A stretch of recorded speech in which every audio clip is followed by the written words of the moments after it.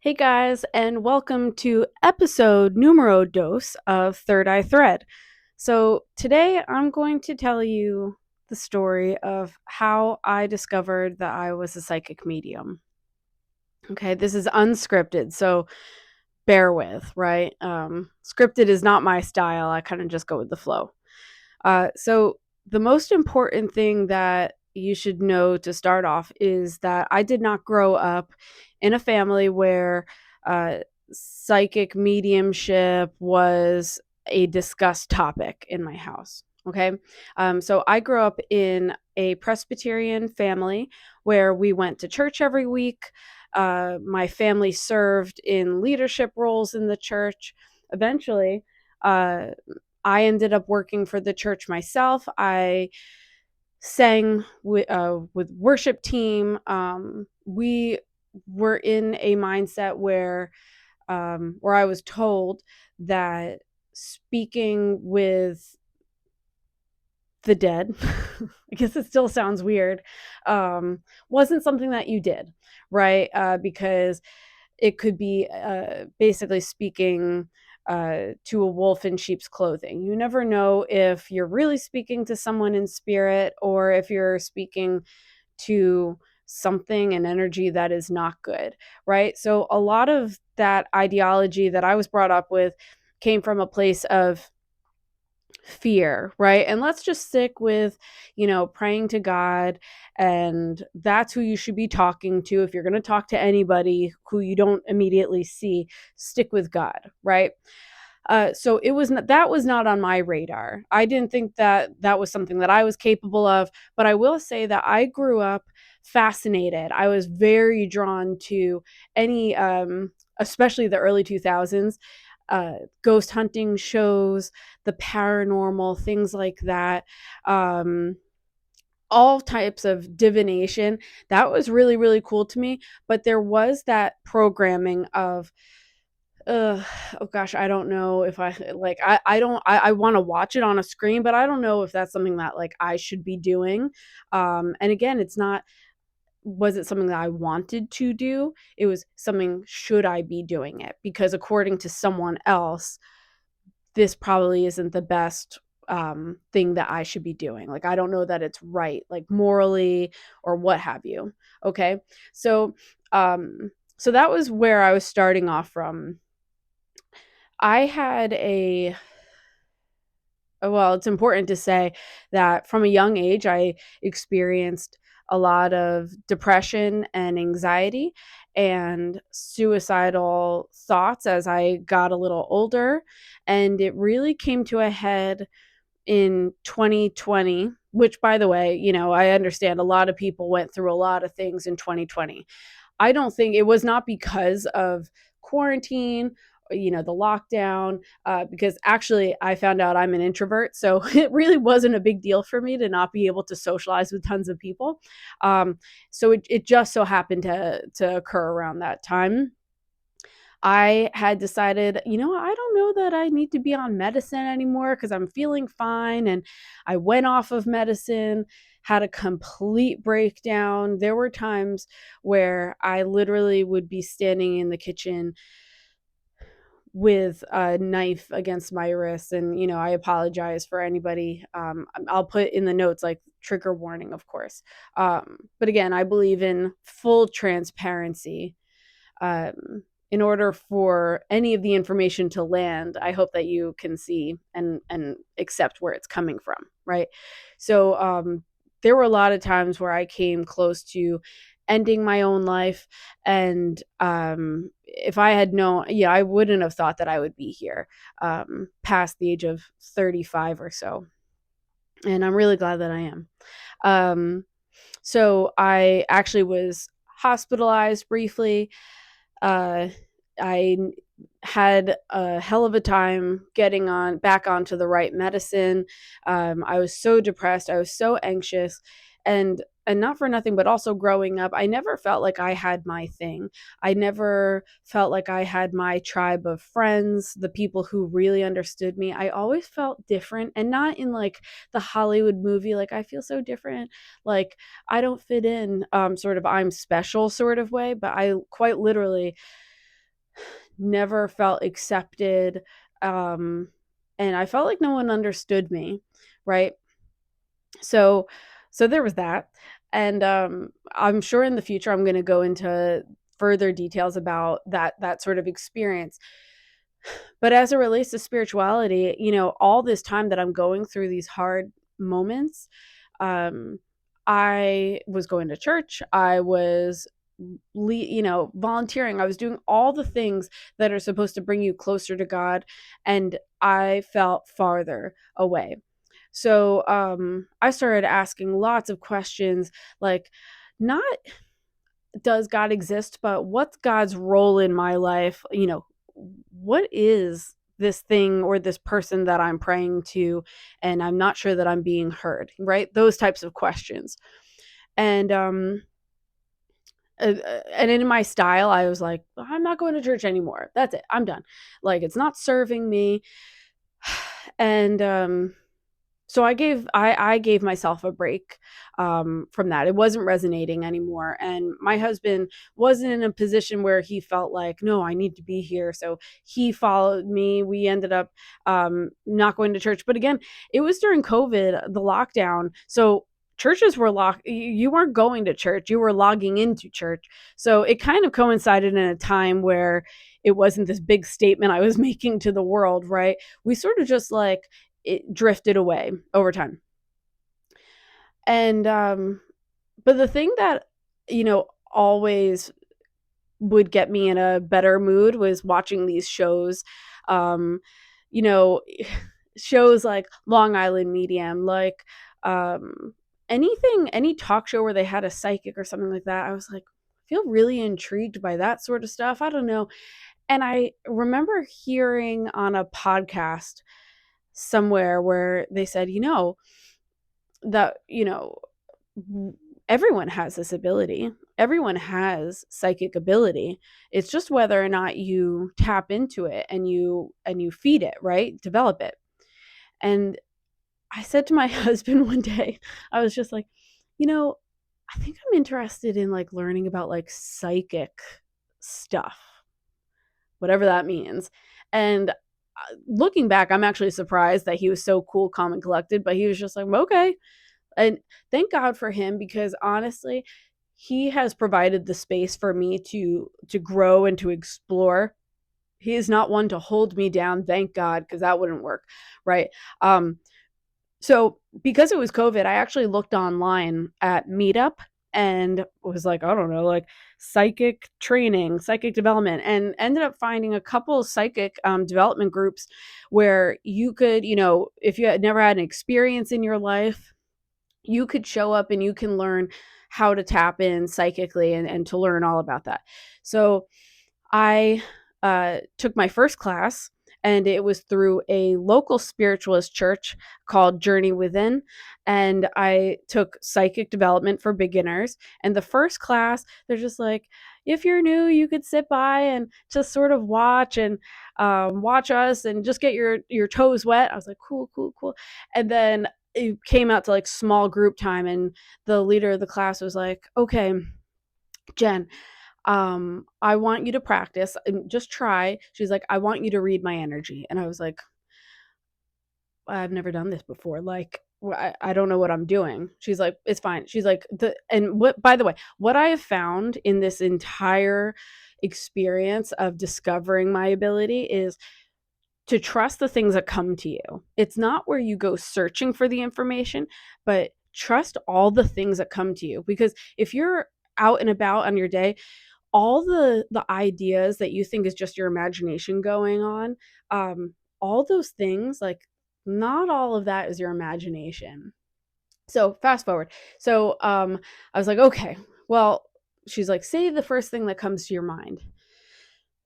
And I was like, okay, well, what I'm seeing is I'm seeing a man in a garage, and he looks like this. And what he's doing is he's doing some sort of woodwork, and he's showing you, but I see you as like a younger girl, and he's showing you how to do something, and blah blah blah. And she's like, no, no, no, no, no. She's like, that's not psychic, that's mediumship. She's like, you need to take a mediumship class. She's like, but yeah, that was me. That was my dad. That's what he looked like. He's in spirit, and that's what we used to do together. She was like, "You need to take a mediumship class." And at that time, it's like I kind of knew, but I didn't really know if that was like something that I wanted to look into and delve into. But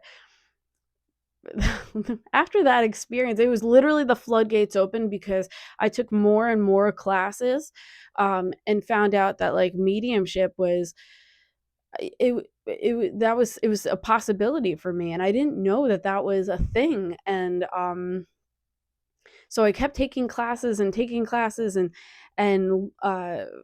meeting new mentors, people who would take me under their wing, oftentimes for no money at all, honestly. And that's something about the community that I've found. There's a lot of people who are looking to take your money, and then there's a lot of people who are looking to just lend a hand and answer your questions and help you. A lot of people who want to see you succeed, which has been integral in my experience.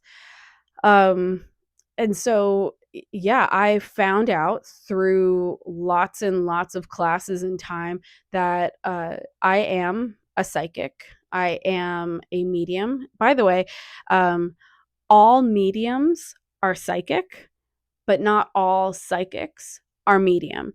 And the way that I had it explained to me was, um, your awareness, like when you go from the 3D where we are right now talking, you lift your consciousness. I don't, by the way, I don't know how this is done. I'm still learning. But this is like the template, right? You lift your awareness, and that's the plane where you are able to reach into other people's energy fields, tell things that are going on about them, their past, sometimes their present, and their future as well, right? And then if you have mediumship ability, what you're really doing is you're lifting your consciousness even higher into the spirit realm, right? Where you can speak with and connect with people who have passed on.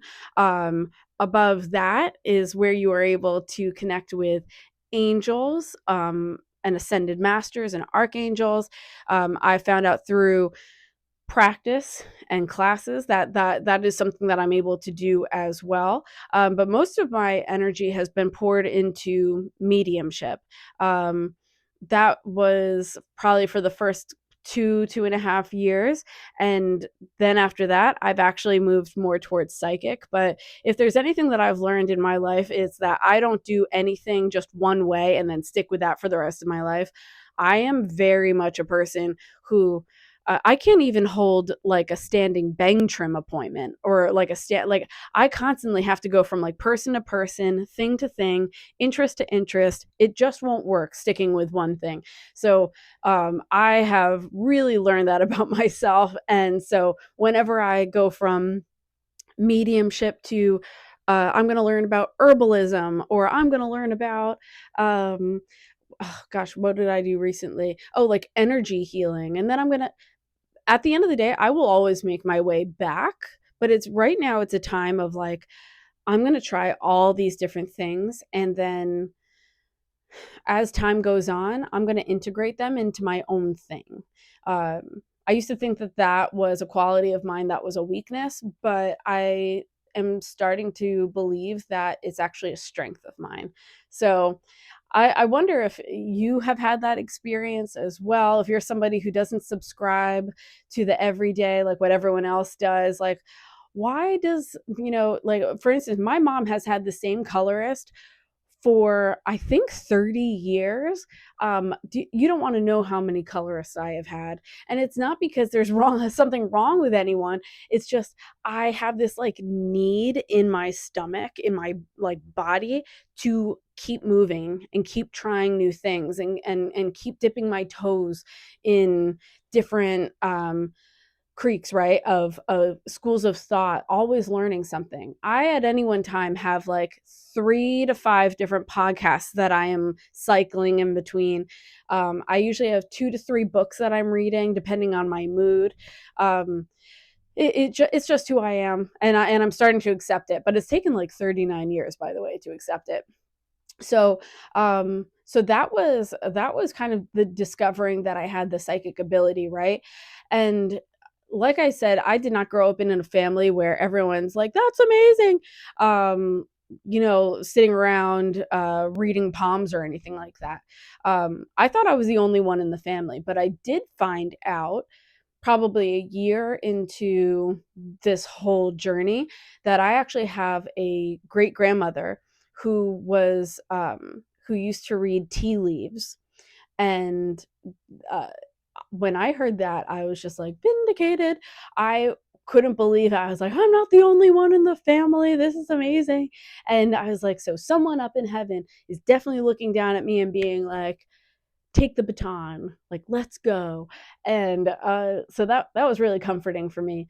And yeah, there's so much, there's so much more to it. What else do I want to mention that's important? I will include the fact that my husband is probably the most skeptical person I've ever met in my life, like to the point where I want to throttle him, but at the same time of being skeptical, he is like one of the most open-minded individuals that I've ever met.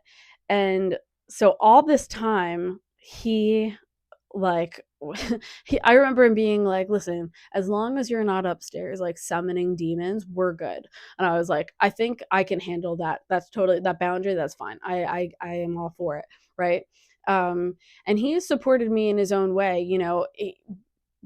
Oftentimes, like, you tend to grow in different rates and things like that. And so he is not, sitting next to me meditating. He's not sitting next to me like channeling or anything like that. But something that he does do in his own way that supports me is like the time that I got into herbalism. He loves redoing like old furniture and refurbing things.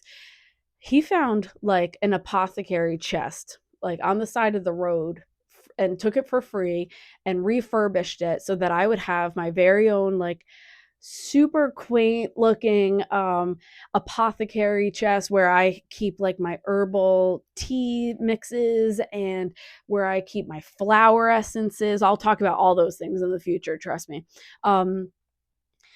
He is really creative. He designs like my spaces for meditation, things, places to keep my crystals. It's very cool. And so he has been very supportive on this journey, which has been key, right? um because I then found out that our son also has ability. um and there's no manual for like raising an intuitive like to the an intuitive child, but like to the point of like, oh wait, he's a medium too. Like I didn't even know and that I could do it up until a couple of years ago. It's like, but now I'm supposed to like now like on top of parenting and like all the things and like, he's got a phone and like get your head up because your neck's gonna snap off. Like you gotta eat. Did you brush your teeth? It's like now I have to be like, I don't know, do you sense grandma around you? Like, or if like it is such a bizarre position to be in, but it's so interesting because there are times when I'm like, I wish that I had learned this about myself like 20 years ago. Why did I have to wait until I was 36 to discover this really cool magical side of the universe, of my ability to connect with you? Why did I ugh, like I wanted to know this before, not just now, right?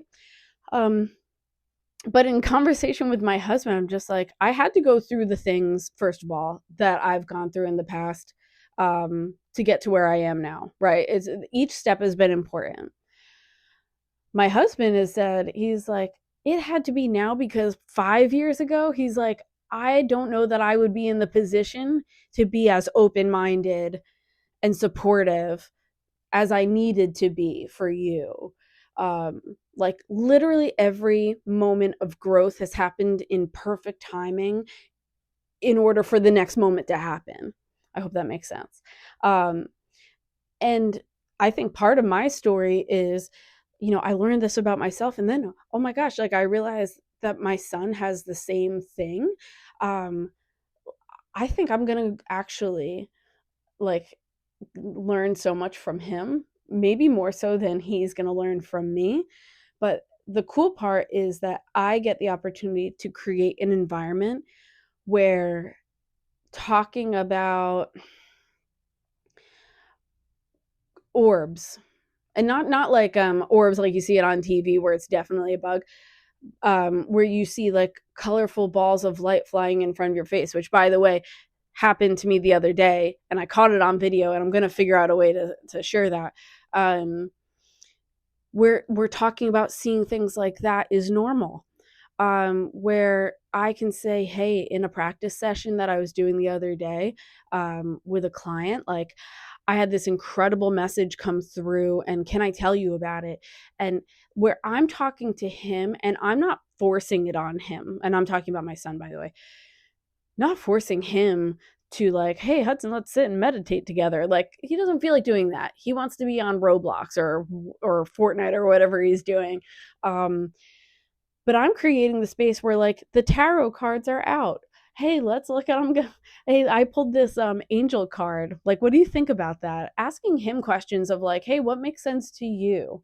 Um, it's like I get the opportunity, the very cool privilege of creating an environment for him to grow at his own pace. Um, and that is something that on 4 or 5 years ago, uh, could never have foreseen any of that, which is funny to say being psychic, right? But um, I never saw that coming. And what a cool life I get to live. I feel really, really honored. And it makes me excited for the future too. The things that I'm going to learn and experience, and all the crazier questions that I'm going to have the opportunity to ask and delve into. Um, but yeah, so today I wanted to talk to you about how I found out that I was a psychic medium. And like I said, the day that I found out, like I didn't even know what that really meant. I just like had that moment where I started, I gave that reading, and it happened to be right, and I couldn't believe it. And then I showed up again to another practice circle and gave it a chance and tried it and got it right. And there are a lot of times where I got it wrong because I was going into my head. Because you almost have that beginner's luck where you're just like, I don't know what to expect, so I'm just going to say what I'm getting. But suddenly, the second that you put those expectations on yourself, and you start looking around and comparing yourself, that is a whole other kettle of fish that we will definitely get into over the like coming videos and things like that. But yeah, that's the initial story. And next up, I will probably tell you about coming out of the psychic closet. It was great. Anyway, thank you guys so much for listening. I hope that you enjoyed it. If you wouldn't mind, like this video, hit the subscribe button, and please share this with anyone that you think might enjoy it, anyone that this might resonate with. And I also hope that this might inspire you to share your story with other people around you who are looking for that hand to hold as they're going through something as well. I hope you have an amazing day, and I will talk to you soon. Bye.